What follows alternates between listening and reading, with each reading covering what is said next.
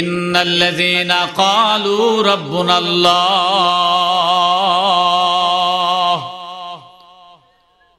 সুম্মা ইসতাকামু তাতানাজ্জালু আলাইহিমুল মালাইকা। আল্লাহ রাব্বুল আলামিন বলেন, ওই লোকটা আল্লাহর ওলি, ওই লোকটা হইল কামিয়াব। মরণের পরে তার ভয় নাই, চিন্তা নাই। যেই লোকটা আল্লাহর দ্বীনের উপরে অটল অবিচল, সুখে বিপদে আপদে মুসিবতে সর্ব অবস্থায় যিনি আল্লাহকে ডাকেন তিনি হলেন আল্লাহর ওলি, তিনি হলেন আল্লাহর ওলি। মুসিবতে পড়লে বিপদে পড়লে যারা আল্লাহর কথা স্মরণ করে না, সুখের দিনে আল্লাহরে ইয়াদ করে, আবার কেউ আছে দুঃখের দিনে আল্লাহরে ডাকে, আছে না নাই? মুসিবতে বলে আল্লাহর খবর নাই, আবার কেউ আছে আপনার সুখে বললে আল্লাহরে ডাকে, দুঃখে বললে ডাকে না। কেউ দুঃখে বললে ডাকে, সুখে বললে ডাকে না। আল্লাহ বলেন, ওই লোকটাই আল্লাহওয়ালা, ওই লোকটাই আমি আল্লাহর দরবারে কামিয়াব, যে বিপদে আপদে মুসিবতে হর অবস্থায় আমি আল্লাহকে ডাকে। বলুন তো আপনারা, সব সময় আমরা আল্লাহরে ডাকার দরকার আছে না নাই? আরো জোরে বলেন, আছে না নাই? আজকে সারা বিশ্বের মুসলমান নির্যাতিত। আমরার আওয়াজে বোঝা যায় মনে হয় আমরাও নির্যাতিত। আপনারা কি বলেন? গোটা পৃথিবীর দিকে যদি আপনি আমি নজর দেই, Afghanistan, Iraq, Chechnya, Bosnia, Myanmar, Kashmir, Bharat, all পৃথিবীর মুসলমানরা আজকে নির্যাতিত। কারণটা কি? কথা ঠিক না ঠিক? নবীর যুগে নবীর সাহাবীরা নির্যাতিত ছিলেন কিনা? আরো জোরে বলেন, ছিলেন কিনা? আল্লাহ এক আয়াতের মধ্যে বলেন, আম হাসিবতুম আন তাদখুলুল জান্নাতা ওয়ালাম্মা ইয়াতিকুম মাসালুল লাযিনা খালাউ মিন ক্বাবলিকুম মাসাদহুমুল বাসা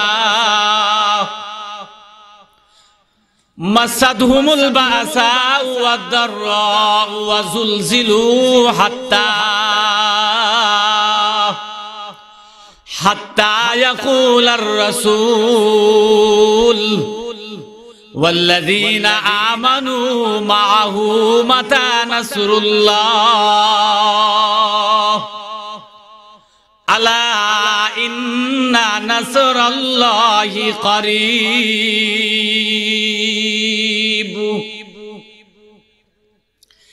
আল্লাহ রাব্বুল আলামিন বলেন, আমি মহান আল্লাহ রাব্বুল আলামিন জান্নাত বানাইলাম। কে বানাইছেন জান্নাত? আরে জোরে বলেন, কে? আল্লাহ রাব্বুল আলামিন বলেন, আমি আল্লাহ জান্নাত বানাইলাম। জান্নাত এত সস্তা নয়, জান্নাত তোমাদের নানার বাড়ি নয়, মন চাইলেই জান্নাতে চলে যাবে। আল্লাহ রাব্বুল আলামিন বলেন, জান্নাতও যদি যাইতে চাও, জান্নাত যদি পাইতে চাও, তাহলে অবশ্যই আমি আল্লাহর পক্ষ থেকে তোমাদের উপরে মুসিবত আসবে। মুসিবত ছাড়া জান্নাতে যাওয়া যাবে না। আল্লাহ বলেন, ওয়াজুলজিলু হাত্তা ইয়াকুলার রাসূল ওয়াল্লাযীনা আমানু মাআহু মাতা নাসরুল্লাহ আলা ইন্না নাসরাল্লাহি করিব। নবীর সাহাবায়ে কেরাম আল্লাহ নবীর খেদমতে হাজির। ইয়া রাসূলুল্লাহ, ইয়া হাবিবাল্লাহ, আল্লাহ নবী গো, বেঈমান কাফেরদের নির্যাতন আর সহ্য করা যায় না। আল্লাহ বলেন, ওয়াজুলজিলু হাত্তা ইয়াকুলার রাসূল। আল্লাহ রাব্বুল আলামিন বলেন, সাহাবায়ে কেরামের উপরে নির্যাতনটা ছিল জিলজাল।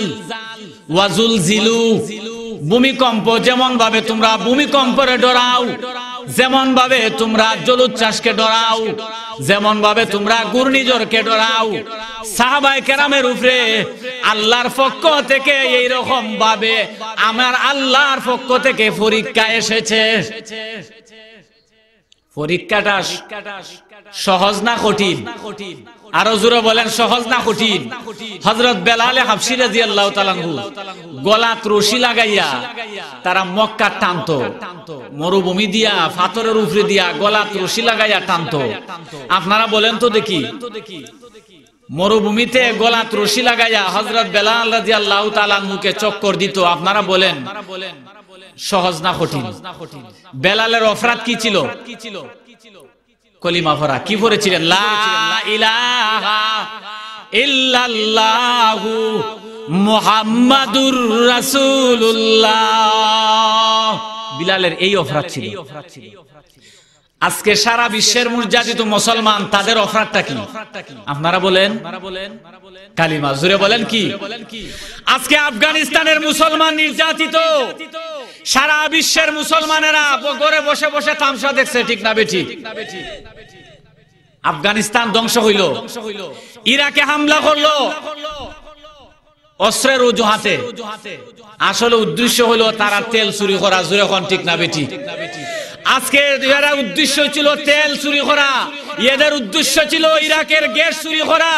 আজকে অস্ত্রের দোহাই দিয়া তারা ইরাকে আক্রমণ করে, ইরাকের সুন্দর বাগানগুলোকে, ইরাকের বাজারগুলোকে ফুকুর বানানো হয়েছে, ঠিক না বেঠি? দুস্থ বুজুর্গ বিশ্বের মুসলমানরা তামসা দেখছে। মিয়ানমার শেষ, ফিলিস্তিন যুদ্ধ চলছে, কাশ্মীর যুদ্ধ চলছে। আপনারা বলেন আমরার দেশও যে আসবে না এরকম শিওর আছে? আসবে না কেউ গ্যারান্টি দিতে পারবেন? আপনারা বলেন তাহলে বোঝা গেল একে একে তাম বিশ্বের মুসলমানরা যেহেতু মার খাইতেছে, তাহলে বোঝা যায় সেই নির্যাতনটা আমাদের উপরে আসতে পারে। জোরে হন ঠিক না বেঠিক? আবহাওয়া অফিস থেকে যদি খবর দেয় যে আগামীকাল ঘূর্ণিঝড় আসার সম্ভাবনা আছে, আপনারা কি করবেন? আশ্রয় কেন্দ্র আশ্রয় নেবেন, ঠিক না বেঠি? নিবেন কিনা? আমাদের চোখের সামনে মুসলিম রাষ্ট্রগুলা একে একে ধ্বংস হইতেছে, সামনে আমরার ফালা। জোরে হন ঠিক না বেঠি? কাজেই আপনারা বলেন তো সমস্ত মুসলমানরা এক হওয়ার দরকার আছে না নাই? আল্লাহ বলেন ওয়াতাসিমু বিহাবলিল্লাহি জামিআ ওয়ালা তাফাররাকু।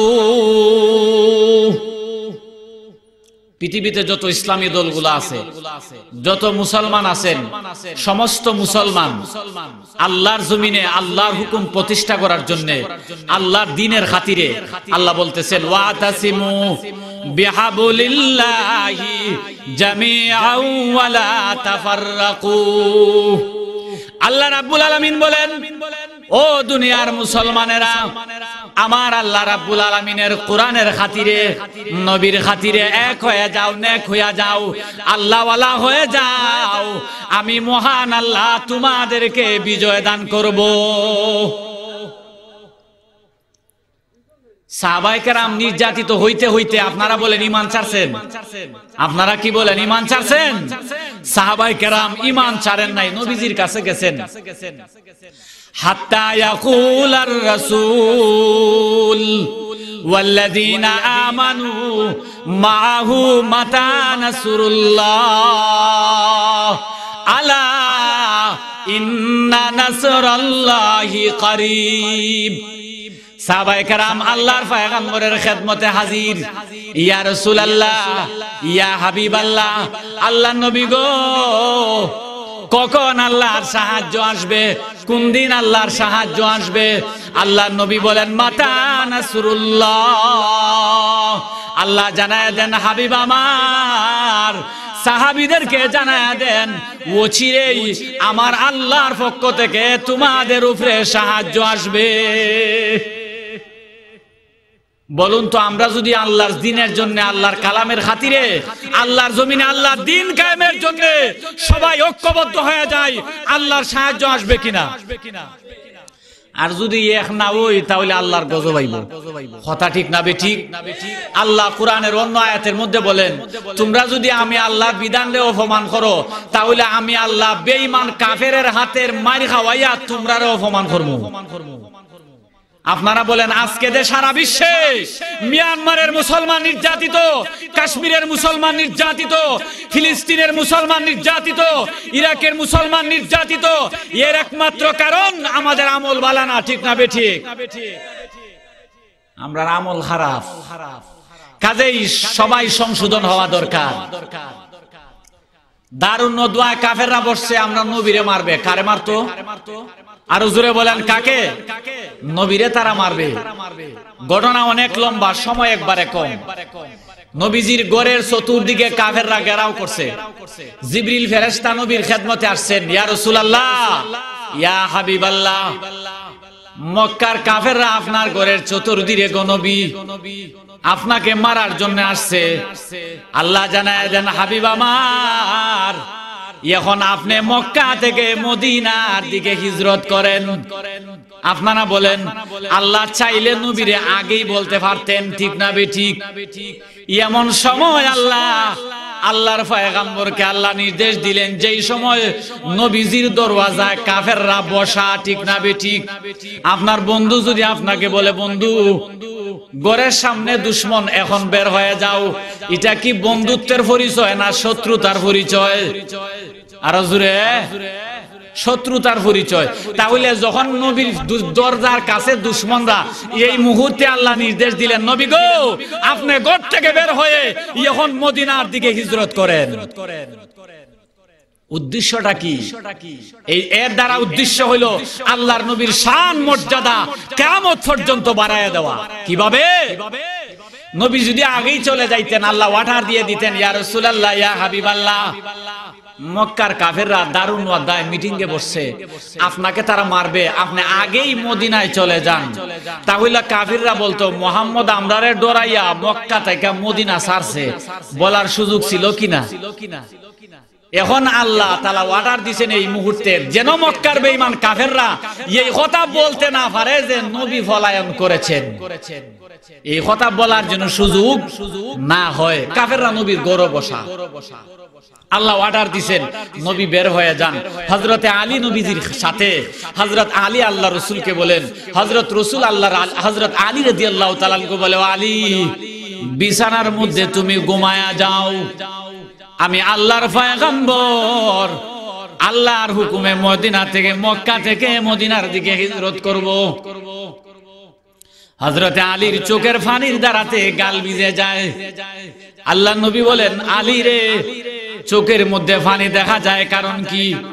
হযরতে আলী বলেন, ইয়া রাসূলুল্লাহ, ইয়া হাবিবাল্লাহ, আপনি এখন মক্কা নগরী থেকে মদিনার দিকে হিজরত করবেন, কাফেররা আপনার দরওয়াজায় বসা কোন নবী, মনে হয় আপনি আজকের দিনে শহীদ হয়ে যাবেন, এই জন্য কান্দি।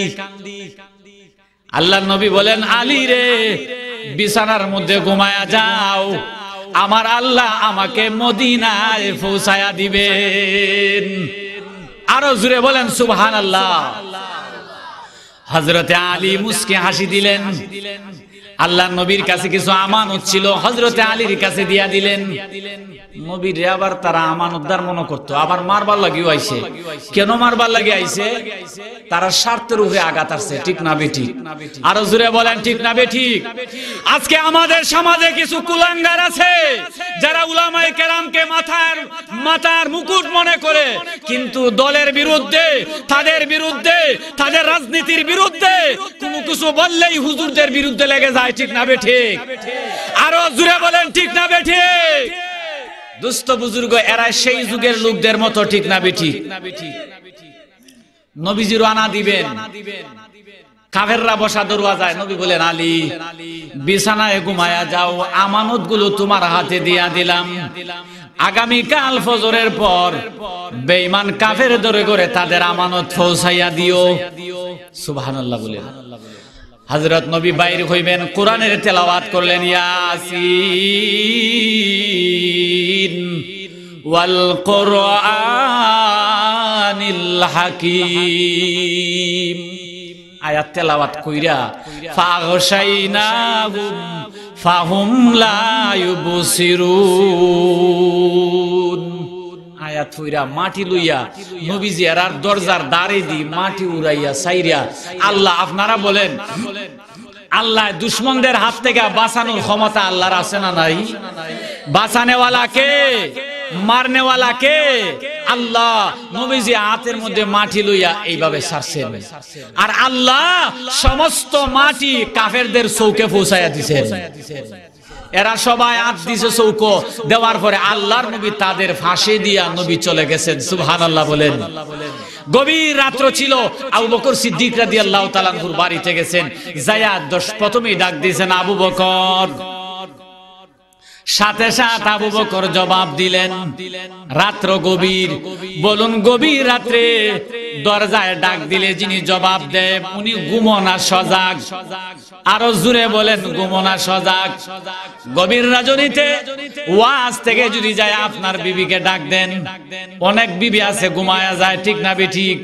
বড় ভাই যদি আপনার বিছানায় ঘুমায়, রিং দেওয়ান লাগে, ফোন দেওয়ান লাগে, নাইলে দরজা তাবানি লাগে, ঠিক না বেঠিক? রসুল ডাক দেওয়ার সাথে সাথে আবু বকর জবাব দিছেন। সুবহানাল্লাহ বলেন। দরজা খুলেন, আল্লাহর নবী বলেন আবু বকর তুমি কি রাত্রে বেলায় ঘুমাও নাই? হযরত আবু বকর বলেন ইয়া রাসূলুল্লাহ, ইয়া হাবিবাল্লাহ, 6 মাস আগে আপনি আমাকে বলেছিলেন নবী গো, মক্কা থেকে যখন আপনি হিজরত করবেন আপনি আমাকে হিজরতের সাথী বানাইবেন। ইয়া রাসূলুল্লাহ, ইয়া হাবিবাল্লাহ, 6 মাসের ভিতরে আমি আবু বকর বিছানার মধ্যে ঘুমাই না। ইয়া রাসূলুল্লাহ, ইয়া হাবিবাল্লাহ, আমি আবু বকর দরজার মধ্যে মাথা দিয়া ঘুমায়া যায়। আমার আল্লাহর হাবিব কোন দিন আমার দরওয়াজায় এসে আমাকে ডাক দিবেন, আমি আবু বকর যদি নবীজির ডাকে সাড়া না দিতে পারি, আমার বিশ্ব নবী বেজার হইয়া যাইবেন। আর নবী যদি বেজার হয়ে যান, আমার মহান আল্লাহ বেজার হইয়া যাবেন। 6 মাস পর্যন্ত বিছানায় ঘুমান নাই। বলুন তো আল্লাহর পয়গম্বরের মায়া কম ছিল না বেশি ছিল? মহব্বত কম ছিল না বেশি ছিল? মহব্বত আমাদের সমাজে এমন লোক পাওয়া যায়নি যারা আশেকে রসুল দাবি করে নামাজ নাই, আশেকে রসুল দাবি করে রোজা নাই, আশেকে রসুল দাবি করে আল্লাহর পয়গম্বরের সুন্নত নাই। আছে না নাই? আরো জোরে বলেন, আছে না নাই? অবশ্যই আছে। বললেই আশেকে রসুল হওয়া যায় না, নবীর আদর্শ মানলে আশেকে রসুল হওয়া যায়। কয়দিন তাহাজ্জুদের নামাজ পড়ছেন নবীর মহব্বতে? নবীজির এক সাহাবী নামাজের মধ্যে শুধু কুল হু আল্লাহ সূরা তেলাওয়াত করতেন। কোন সূরা? সূরাতুল ইখলাস। উনি ইমাম ছিলেন।